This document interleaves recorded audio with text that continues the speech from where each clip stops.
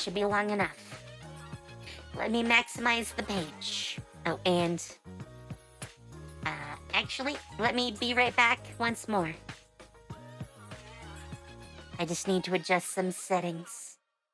I don't think you guys really want to look at that.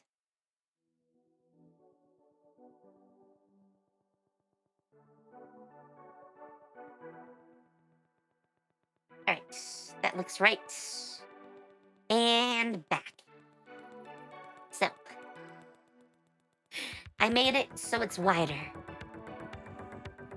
That should help us a little bit. So, you might ask what Celestia Blood and Iron is, and that's what we're gonna get into. This actually was a setting that came to me in a dream. It's gonna be not parts of the Celestia setting, but it's gonna use the Celestia RPG system. It's gonna feel a lot like the other, and as rules get updated there, I'm gonna have to port them over here. But it is a dark steampunk world. Celestia Blood and Iron is a more gritty, dark fantasy and steampunk-inspired setting.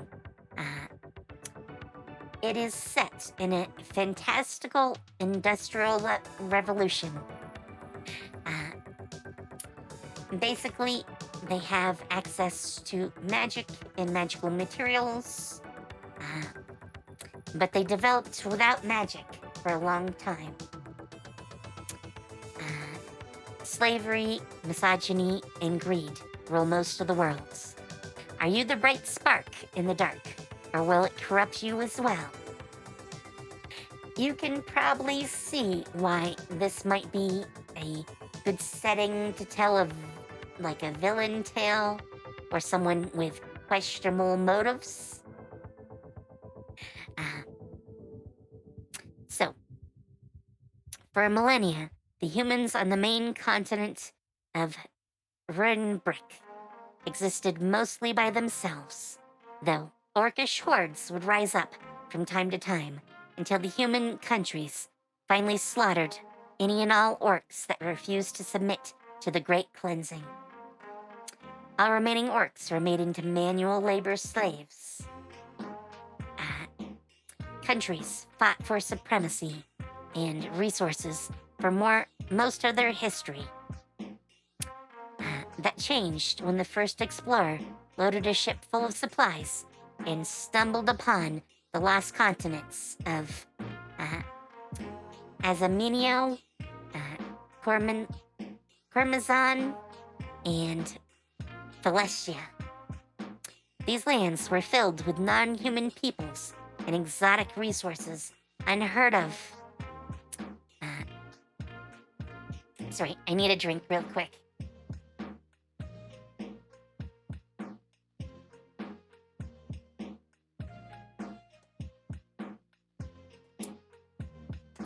Alright. Where was I? Unheard of by the humans. When the explorers brought back tales of these new lands and peoples, as well as the goods they could find there, they sent more ships to try to steal, buy, or acquire these new resources by any means. It was only then that the humans became aware that these lands also held one other secret: magic.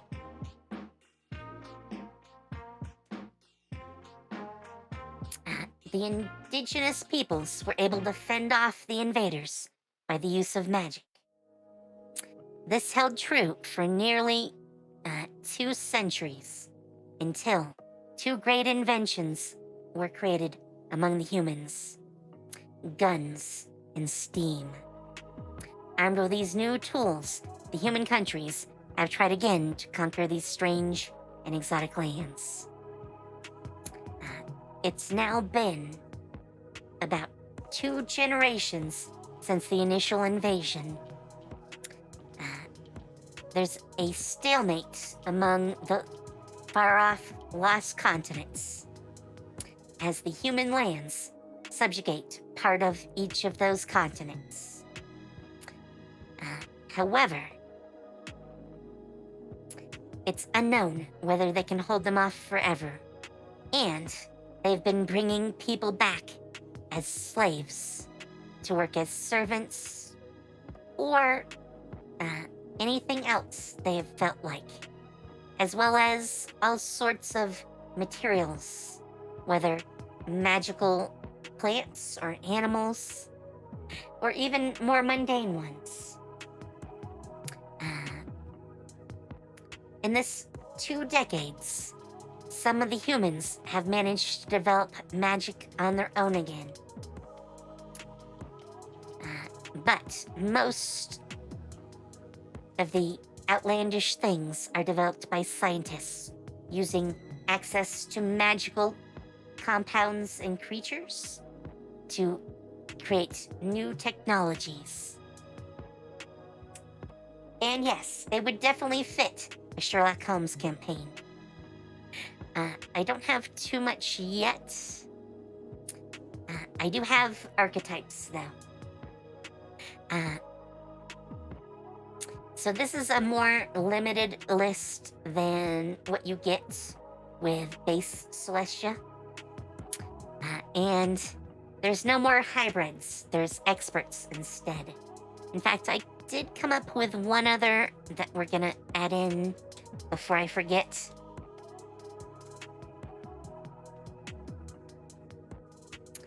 So, there aren't a lot of fighter types. There's really only 2 types of fighters for Blood and Iron. You have rogues. Oh, actually, these need to be plural.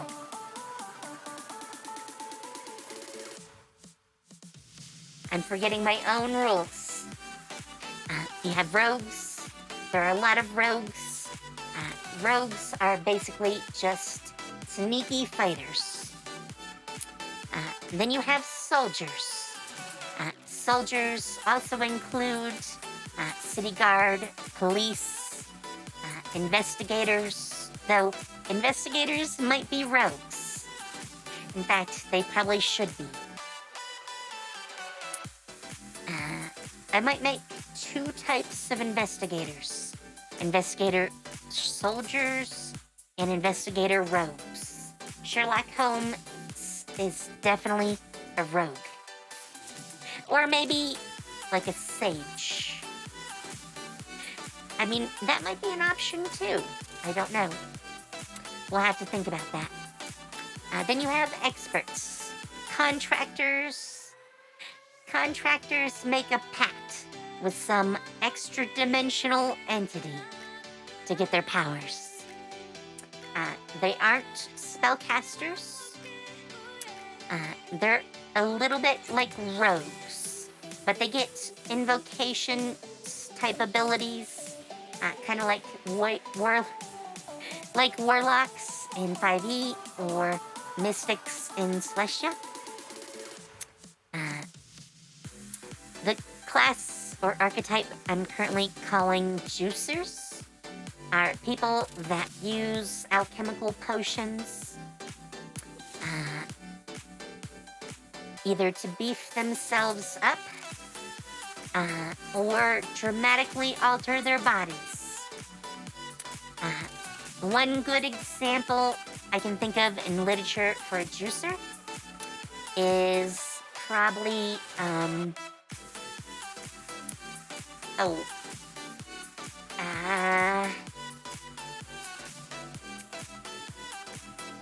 oh geez, what's the name?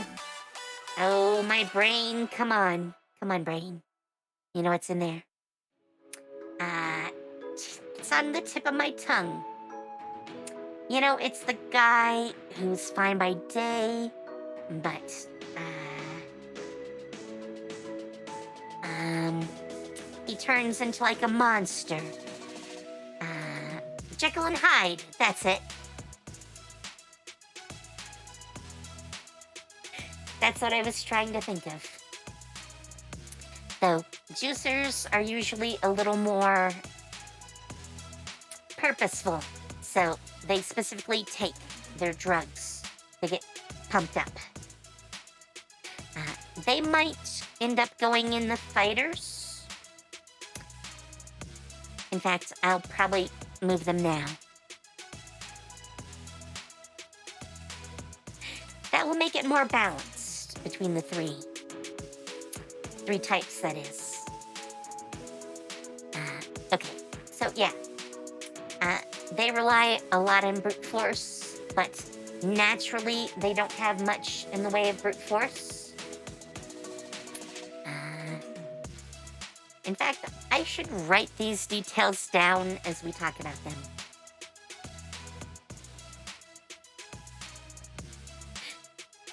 That would probably be a good idea. So, rogues are sneaky fighters, preferring to ambush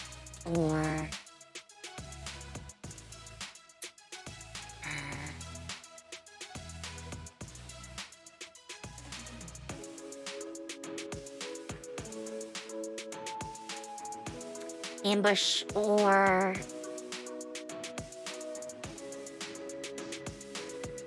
get the drop on an enemy rather than facing them head on.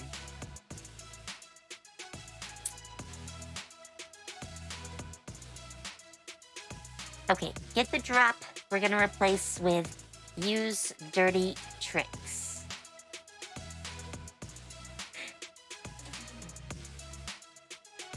That seems a little more apt. That's gonna be our starting text. We'll come back to that. So, soldiers. Soldiers are fighters.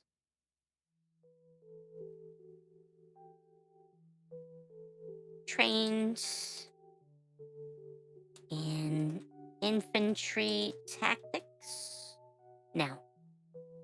Because infantry would definitely be like a sub-type for soldiers. Fighters trained in... let's call it frontline combat. Yes, I think that probably makes sense. In fact, why don't we jump into subtypes? Because I already know a few subtypes. Infantry. Soldier.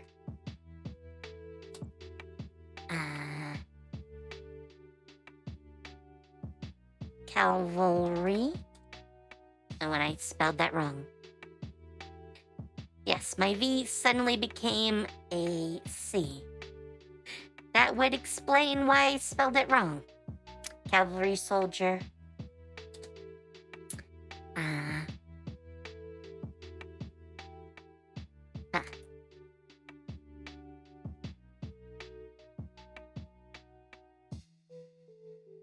Police soldier. I know that seems like a oxymoron. I was thinking of calling them guard soldiers. But most of those would be police. You know what? We'll call them guard. Guard soldiers.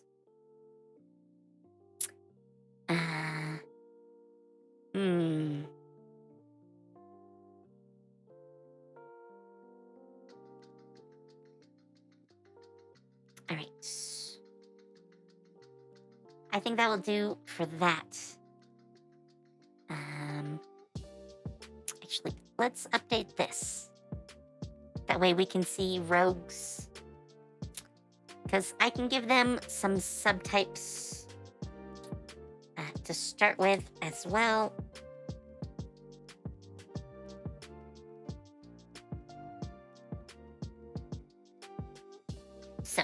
subtypes. Thief rogue. There's definitely gonna be some of those.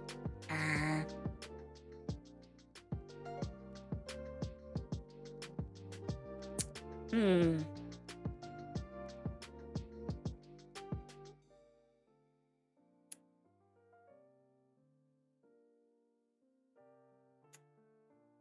Rebel rogue. I think that's the best way to put that. Those are basically rebel soldiers, but the rebels definitely can't play by the rules. They would just get slaughtered in open field combat. So, oh, and what is gonna make this a little bit different from the other Celestia is they have firearms here. I'm thinking like Civil War era weaponry. So that is gonna make this a lot different. A lot. Theoretically, even some limited use of very expensive, like Gatling guns. Well, multi-barreled weapons, let's put it that way. Gatling gun was just one type. But Thief Rogue, Rebel Rogue,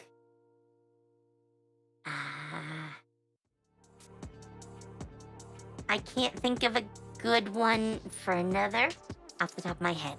So we'll come back. So juicers. Juicers are fighters who use alchemical concoctions.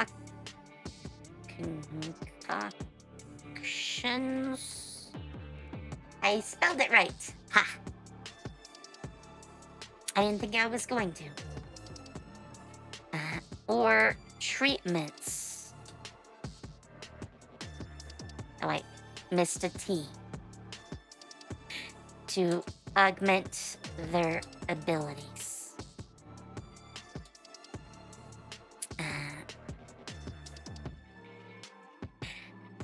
I am going to take a page out of literature for this.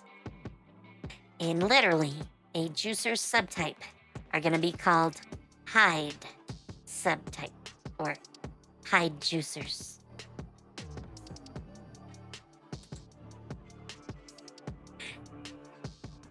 I could call them Jekylls. Jekyll juicer. The JJs. What do you think? I'll start with hide, and we'll work and see how that goes. I might change the name Juicer. It was just the only thing I could think of. I mean, what do you call someone who's hyped up on alchemical concoctions?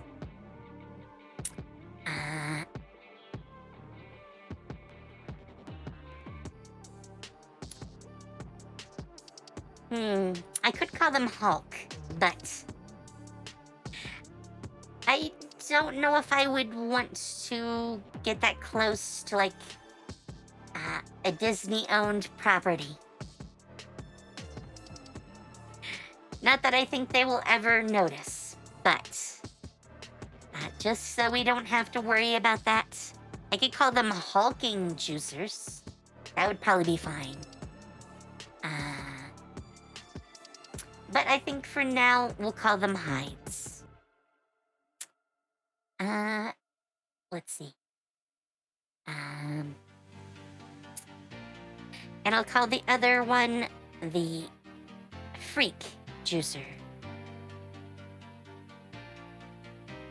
Freak juicers are gonna be ones who actually get their bodies modified. We'll get into that with the scientist in a second. But yes, they get called freaks because they might have, a new limb grafted to them. Or some other things. I don't have any other types for them yet. Those are the two big ones I see. We'll work on those as we go. If you have any ideas, toss a shout out my way. Contractors. Contractors make contracts or pacts with extra dimensional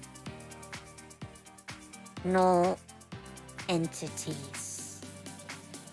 These entities give them unique abilities.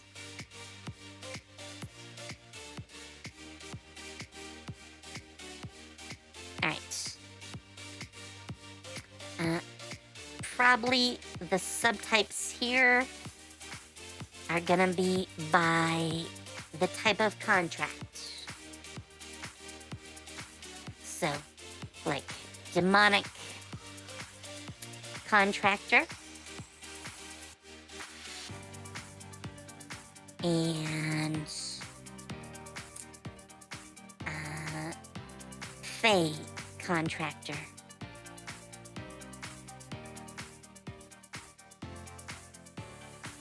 And Old Gods contractor.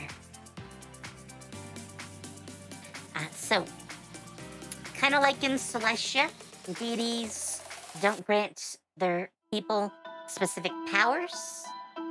And for the humans, they no longer follow the old gods.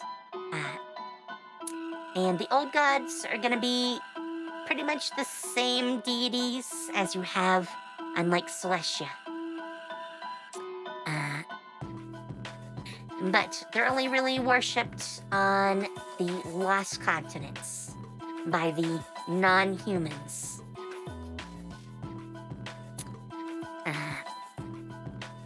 So you can kind of get the feel.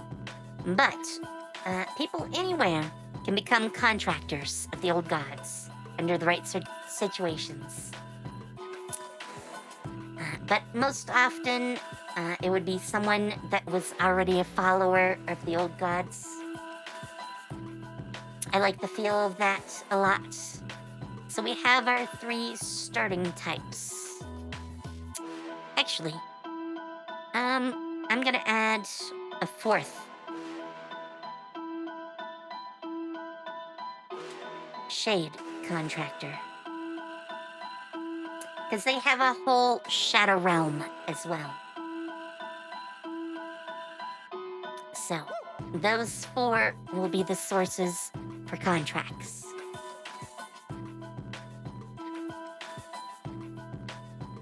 Alright. And that is 1 more down. Sages.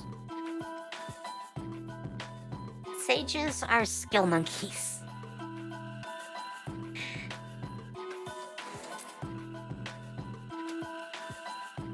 Sages are experts in knowledge.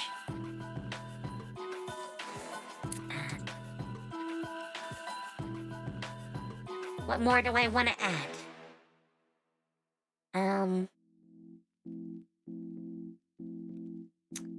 Most seek hidden or lost knowledge. Or even to just amass the most common knowledge possible.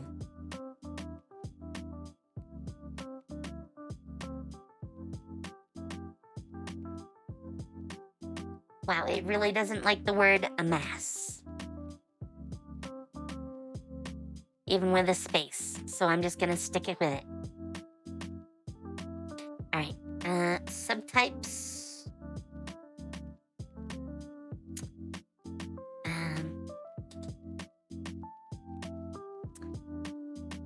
These are pretty much a bard analog in a lot of ways.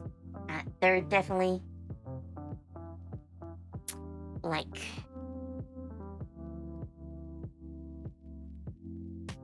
a definite skill monkey. They have,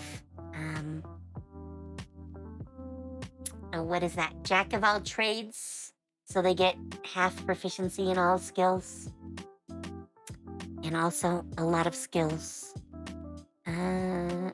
Let me see if I can find my archetype page for Celestia. No, I didn't do Sage over here yet. Oh well. I'm still carrying over the old stuff. I've gotten distracted with several things, like being sick yesterday. But, I think Scholar should probably be the first type. Scholar Sage. Which is probably the definition of the Sage. But they're experts also in specific fields. Oh, Investigator. Yes, Investigator Sage. Definitely should be in here.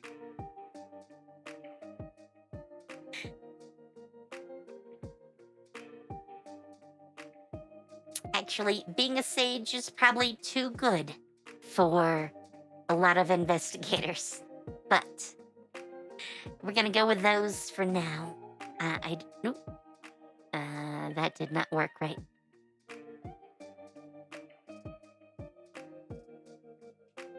There it goes. Sometimes I forget the way you're supposed to set these pages up. And then things just fail. Alright, scientists. Scientists seek to understand the basis for reality. They use science,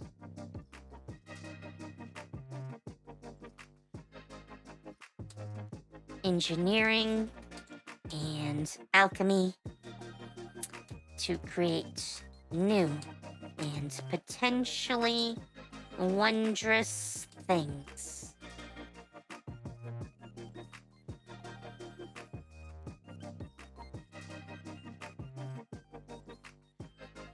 Shouldn't that be that? Yes. Weird, it didn't catch my typo. Alright, subtypes. So, first type is the armor scientist. These ones are the steampunk Ironmen. They don't get, like, magic type effects like in Celestia, but all scientists still get to make gadgets or concoctions, which are not exactly potions.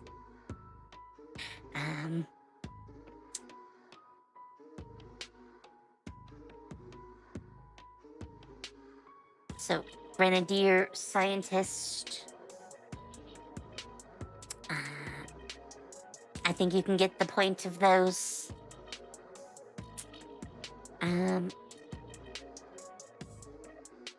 Yeah, I think I would have to go back to these guys to pull some of the classes out of here, or subtypes, I should say.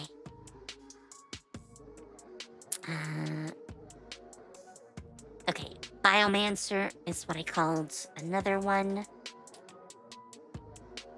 The Biomancer Scientist is directly tied to the Freakers. They're the ones that can attach new limbs to your body, or give you a new elven heart, maybe? There are definitely some mad scientist types. I mean, all of these can be.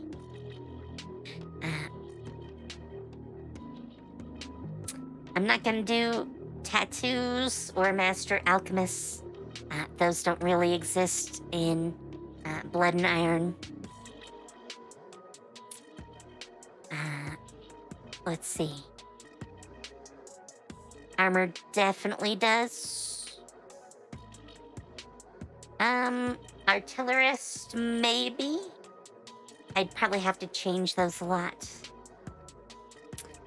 Battlesmith. Probably something like that. Gadgeteer scientist, I think is what I'm gonna call them. They focus...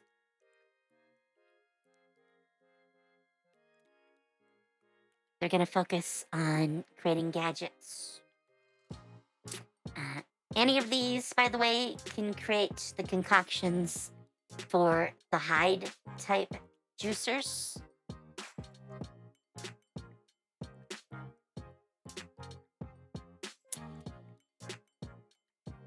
So yeah, I think that's the types. You get your Iron Man type with the iron armor scientist. Gotta love that steampunk magic armor. With maybe built-in guns. Boom, boom, boom, boom. And flamethrowers. Oh boy. I'm gonna have a time when I get to the weapons. I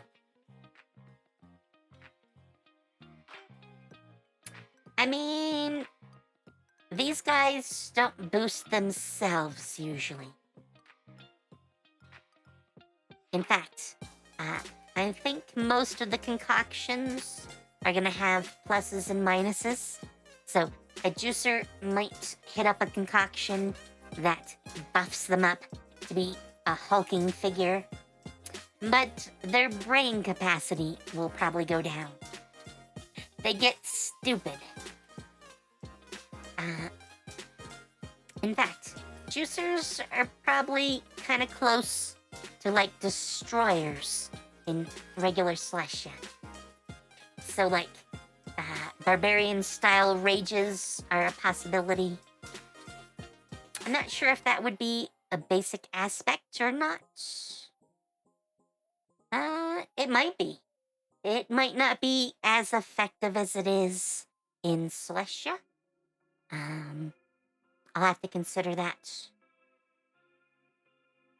Alright, so that takes us down to just spellcasters. Sorcerers are for non-humans only. It's still incredibly rare in humans.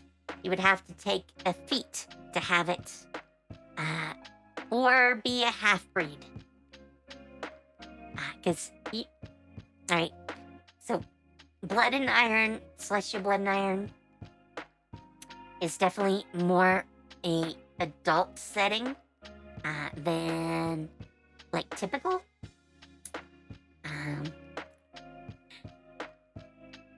So it's not unheard of for like a master to have like elven or Jara pets. And by that, I mean slaves that he does kinky things with. There are plenty of half-breeds in the world. Usually human and something else. So, it's not far-fetched to be a half, as they tend to call them. And when the humans say half, they definitely mean half-human.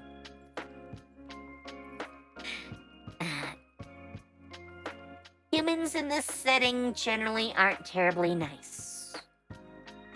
They are the largest single population, so they get to make most of the rules.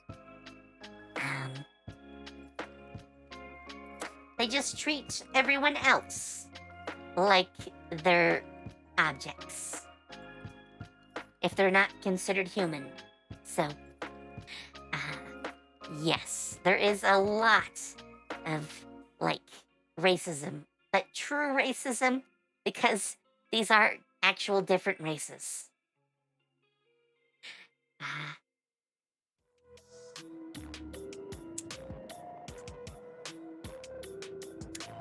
So, let's describe sorcerers. Sorcerers are people with an innate ability to work with magic. Because of this,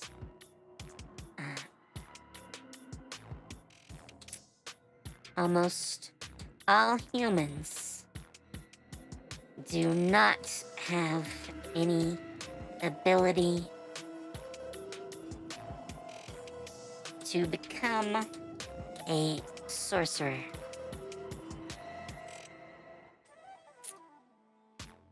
And subtypes are by type of power. So,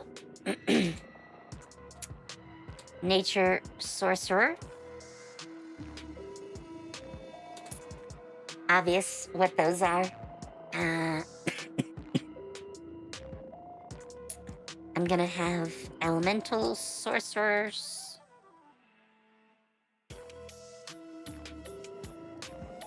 Which I think are probably also pretty self-explanatory.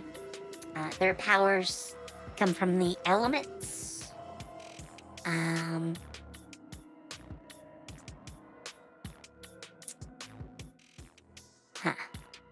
I don't have another type off of the top of my head. So we'll have to work on those. But 2 is enough to start.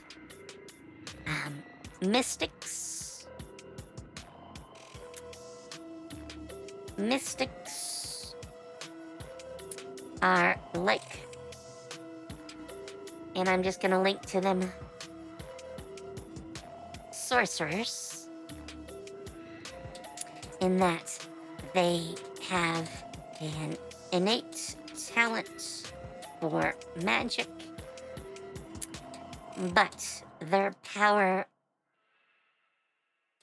is less.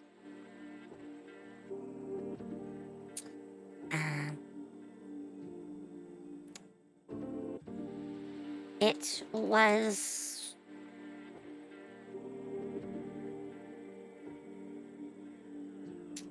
rare, but sometimes known among humans. Even before discovering the lost continents. Yes, I definitely know some types here. Subtypes.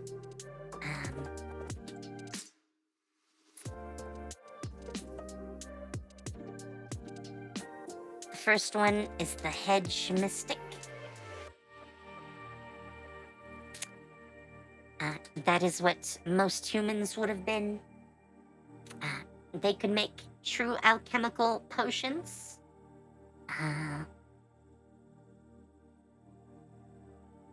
a connection to plants and animals.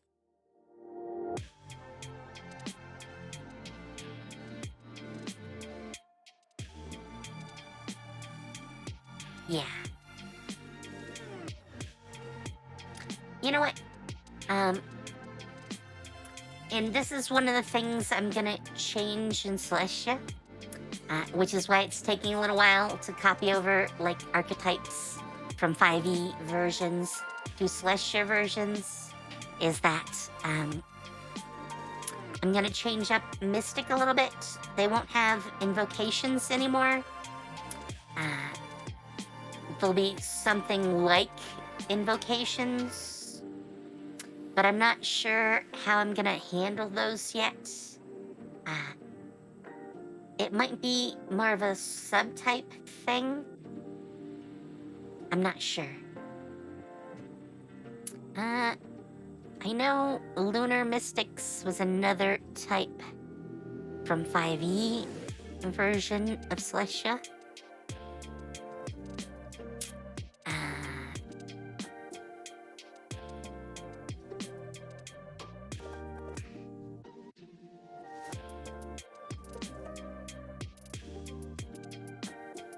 I probably do want Witch Mystic. Too many classic folklores about witches, so I have to have one.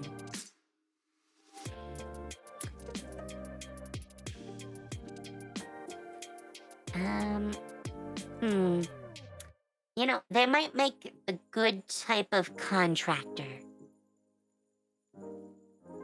Actually, rather than doing them here as a mystic, let's move them to contractor.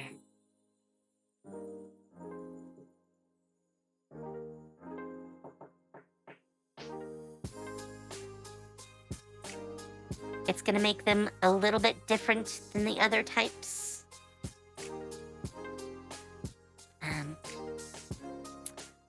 They actually make a contract with a familiar to start off, and their familiar acts as like a living spellbook. And that's how they get their abilities. Yeah, I like that way better. Witch Mystic, Weather Mystic definitely needs to be one. I definitely like that type.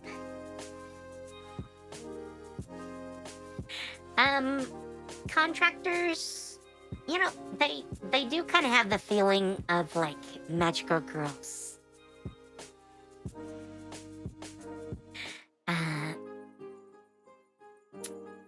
Yeah.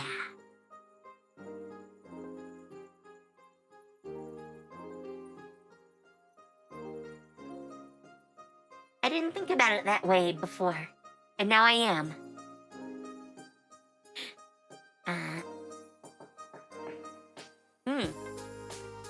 So magical girls are witches. We now know this.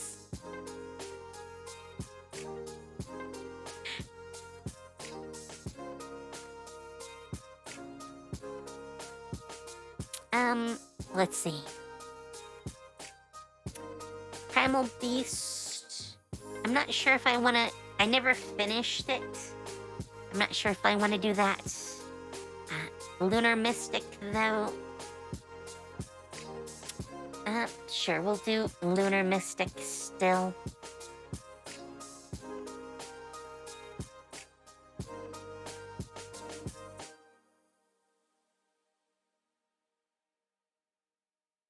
Yes, most... Well, not all. I mean, like, Pretty Cure and,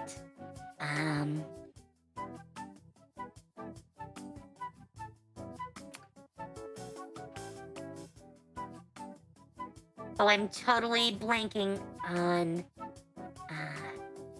the name of the series. I remember the lead girl was Ichigo, and by that, Strawberry, not number one.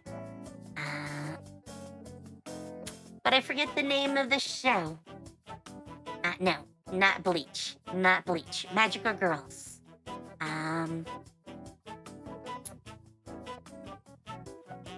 Alright, this is gonna bother me.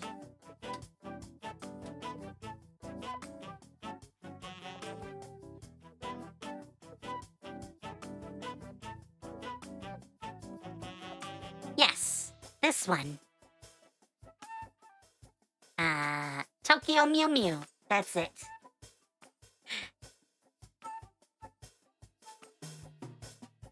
Come on. You gotta like our strawberry girl.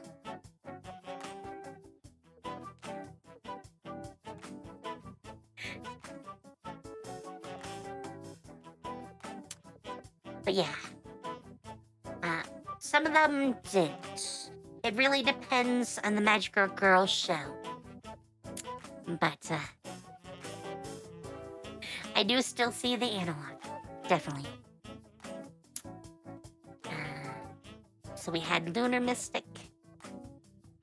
Is there another type? Oh, the Mancers. I'm still gonna use Pyromancer as my example.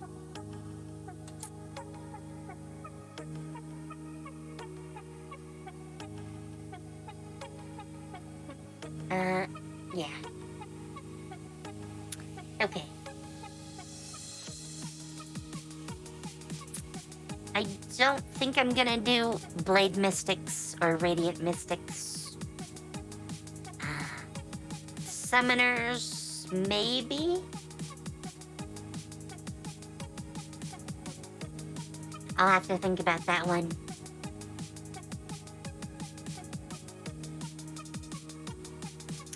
Alright. There we go. I think that only leaves one type, which are occultists. Occultists are usually human spellcasters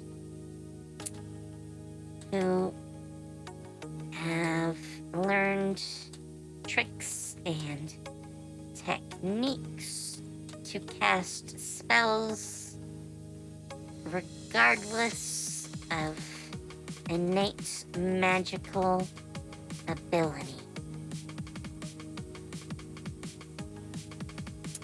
Yes. Class-wise, occultists do learn magic and can even do, like, higher level spells than mystics get. What's gonna separate them out is that they are required to do the verbal, semantic, and material parts of all spells. So, if you can interrupt any of those, they can no longer cast spells. Since they don't necessarily have an innate connection to magic, they can't necessarily sense it either. So, sorcerers will get the normal magic senses and ability to cast spells without having to do gestures or, like, verbal components to spells. But occultists do not, so much more limited.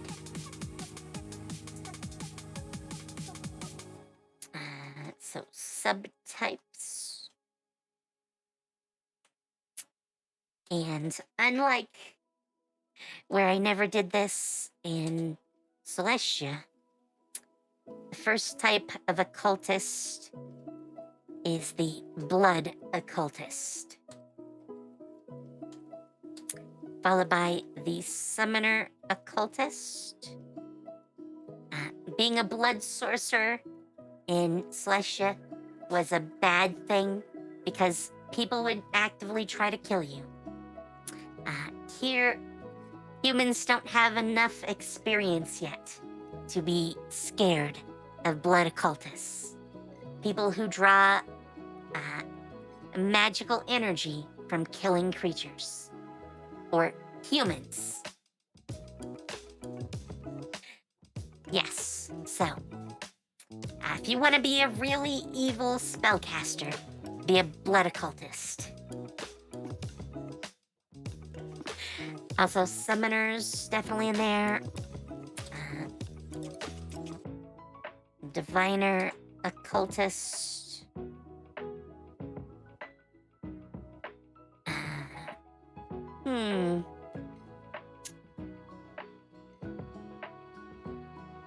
I'm gonna also put evoker occultist.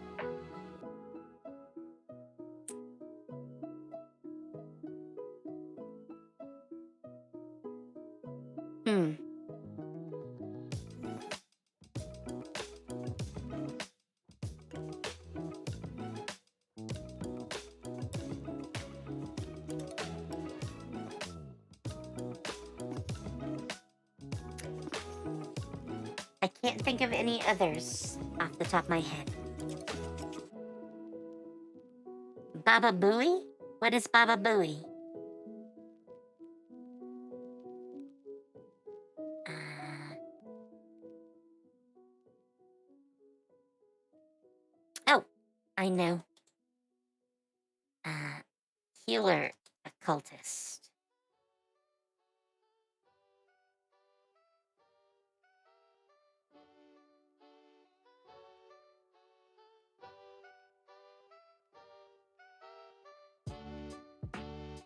Oh, and enchanter. That should definitely be a type of an occultist. Enchanter occultists want to mess with your head.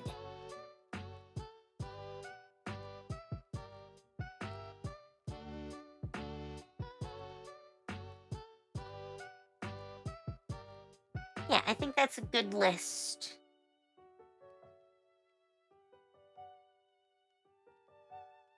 And it reminded me. Hmm.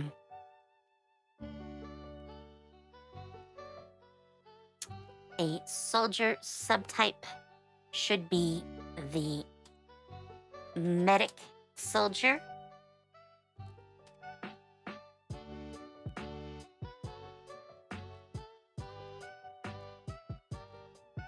Because healing is definitely going to be needed. Blood occultists are definitely torturers. Because you get more magical power out of something that is both sentient and in pain.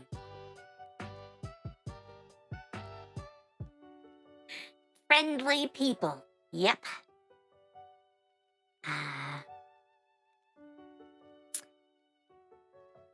Dr. Sage definitely needs to also be a thing.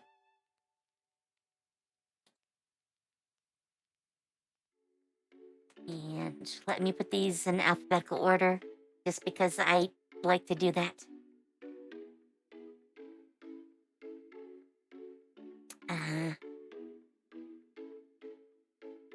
Actually, sorcerers.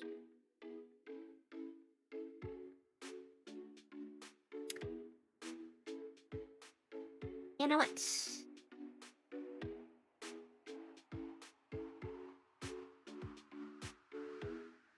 I'm gonna say healer mystic.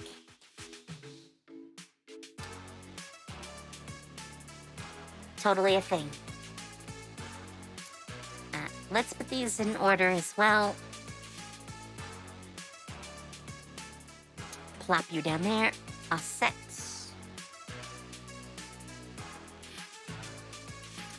There we go. Those are our starting archetypes and subtypes. I kind of like that. I think that's a pretty good selection to start with. There is one other page I wanted to work on, which is the factions. Factions are definitely going to be a big aspect of Celestia Blood and Iron. Arcana societies, so the Brotherhood of Sorcery, which is actually for occultists. Rebel movements like the Withier, which is an elven group. Political movements, socialism is a big thing during the Industrial Revolution, so that is definitely in here. With the Warhawks, basically nobles and politicians who want war to further their own interests. Slavers, because that is definitely a faction. Warhawks, industrialists, definitely a political faction. So that's your, like, Rockefeller types, or Standard Oil. in a nutshell. Uh, I want some more arcane societies and rebel movements. Since this one is about elves, actually, you know what? I want to make this into a table.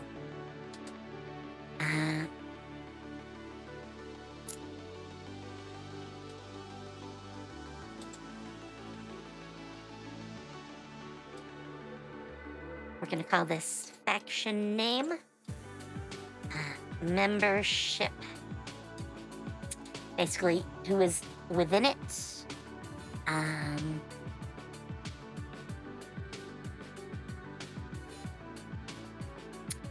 Let's see. For that, it would be elves.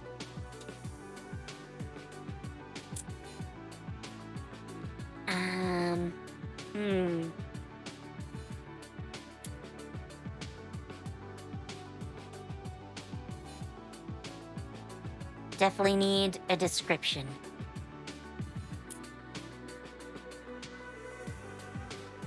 Goithye is a faction of slave and non-slave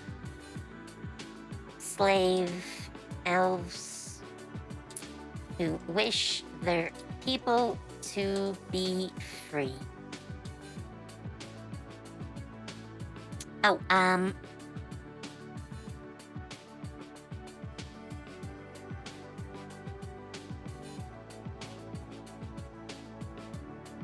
location is probably also going to be important.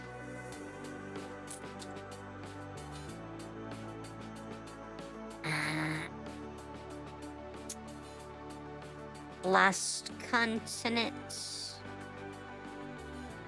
and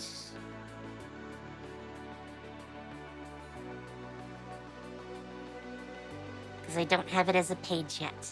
I need to rip it from here.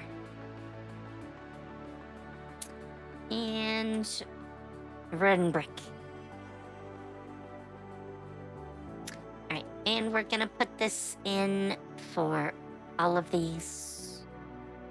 So, pop that there.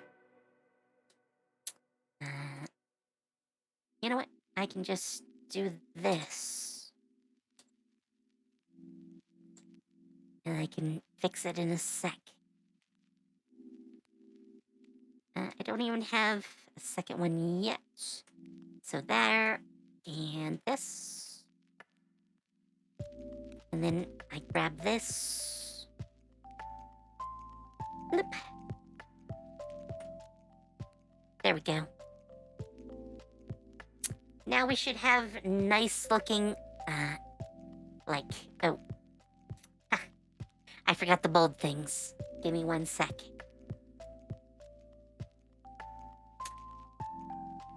Nice looking charts, or graphs, or whatever you would like to... Tables, that's the word. Sorry, I had to go hunting for the word.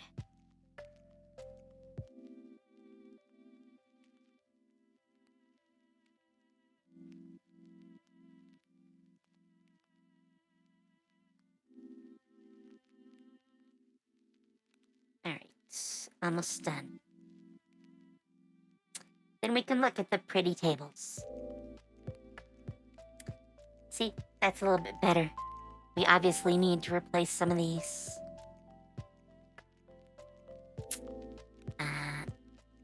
Human occultist. Location is definitely ruin brick.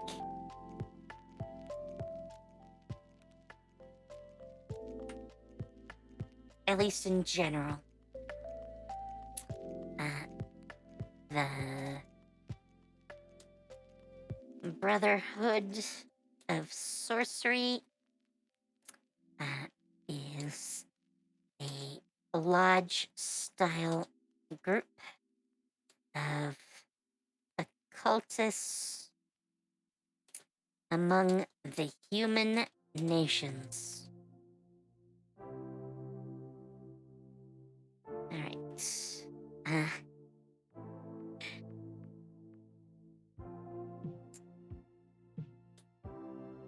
obviously.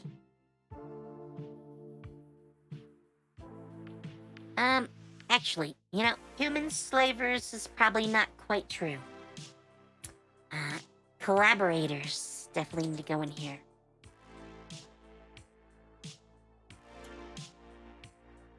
A little fact of history. Like, when we think of, historical slaves, we tend to think of, African slaves.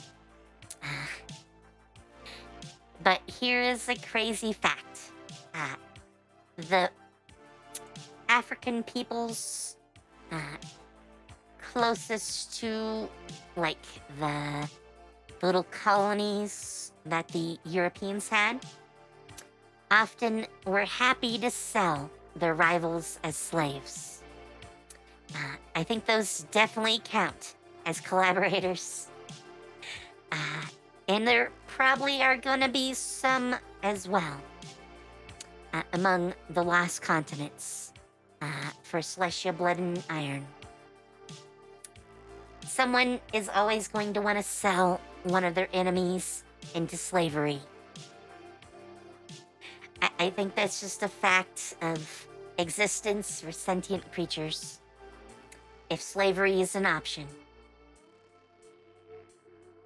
Which here it definitely is. I'm not gonna sugarcoat history. Slavery was definitely a real thing, as much as some people don't want to think of it that way. In Blood and Iron, they are not evolved enough yet to realize slavery is a horrible idea. Well, generally. In fact, the only faction that probably gets that is probably the socialists. Who want collective ownership and, equality. Which, even for the democratic countries in Celestia Blood and Iron, which I don't have names for yet, isn't usually the case. People just are not seen as equal, which is how our own actual history went. I actually like this setting, if only as a good place to talk about some of the darker aspects of our own history. And you don't have to be evil in this setting. You just have to understand that the average is evil. Kids definitely work in Celestia Blood and Iron. Child labor is totally a thing.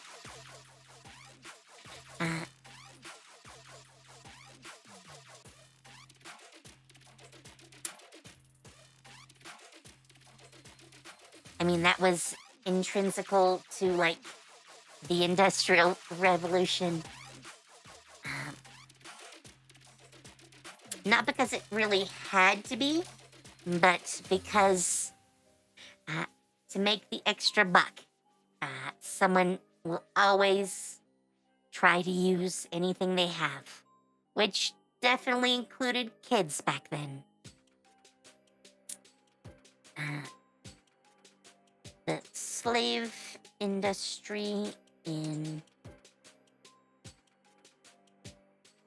Celestia Blood and Iron is massive and operates across borders.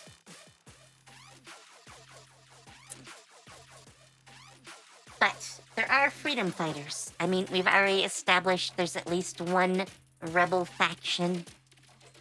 So you could be that beacon of hope and go up against all the evils.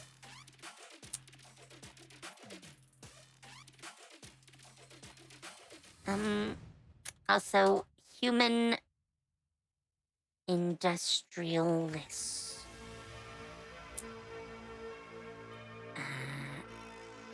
They are just on Runbrick.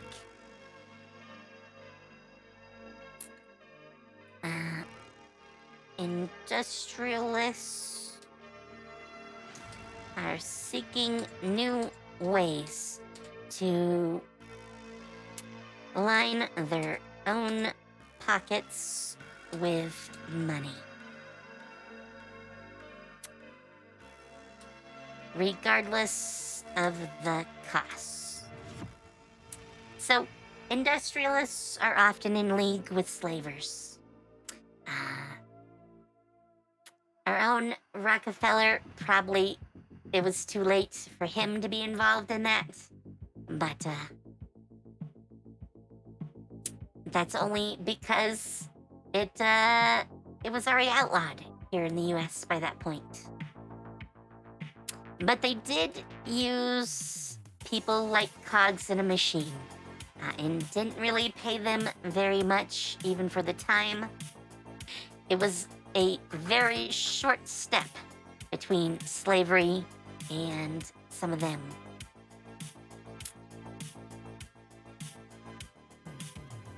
Take care, Sun Eater.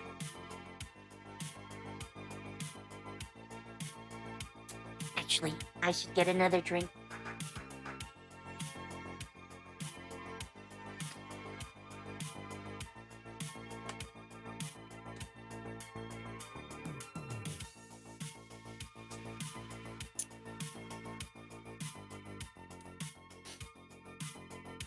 Okay.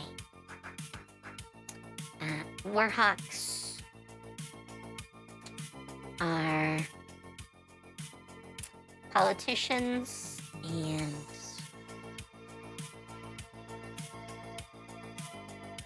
nobles in league with industrialists to gain profits from war.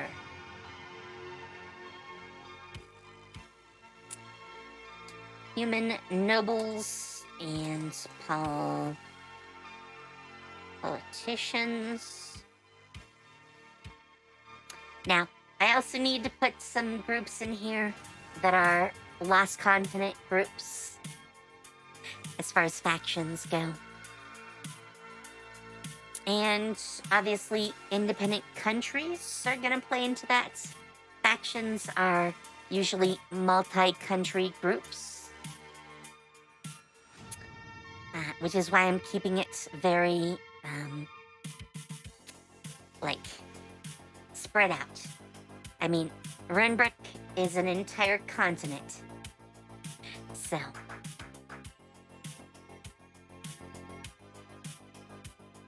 varied commoners. Most socialists are classically not politicians or nobles. If you look at, like, the French Revolution, for instance, that was more the common folk. Very few nobles and politicians were parts of the socialists.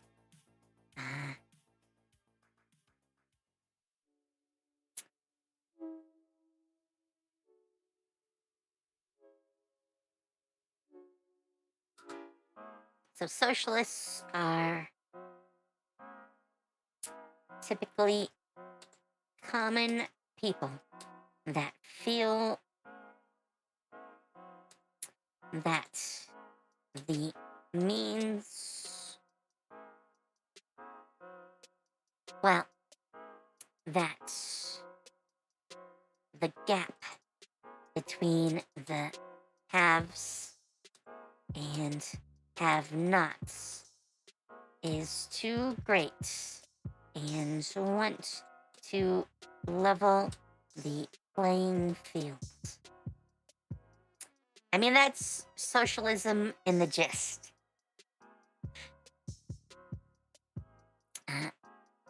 I tend to have socialist leanings myself.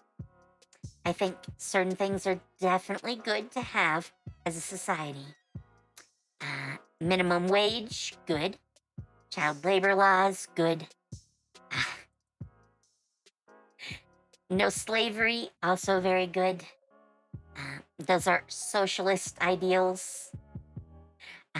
Because the opposite of socialism is basically selfishness. So, who cares if your neighbor gets enslaved? As long as it's not you, or if you can profit on it, you should. That is the exact opposite of socialists. In fact, as much as socialism is considered hugely bad in the US, we have more socialist programs than China. China doesn't have, like, Social Security if you don't have kids and you get old and you can't work anymore. You better hope you have some sort of family to take care of you. Because not the government. As much as they like to say they're a socialist or communist state, they are an autocratic, single party, vaguely democracy. They do have elections at a local level, but the only ones allowed to vote in that are their own party. So, yes, they are not the way a lot of Americans tend to think of it. Neither is communism. There's actually a really good example of communism in action on the small scale in The Last of Us. The latest episode, they go to a commune, which is called a commune for an obvious reason. They're communists. Everything is owned collectively. Though they seem to have a barter system, too. I'm not exactly sure how that works, but not that I think they're ever gonna explain that either. In a real commune, like, supplies would be owned by the group. And you could take whatever you needed from the supplies. At least to an equal level, though. What equates to equal level is very subjective. But, I think for now, I might end it here. I've already talked for almost 3 hours, so I think this might be a good time. My throat is getting really dry. It's hard to talk this much and, hydrate correctly. It's easier when I'm playing a game. I'm not talking all the time. There are breaks and pauses.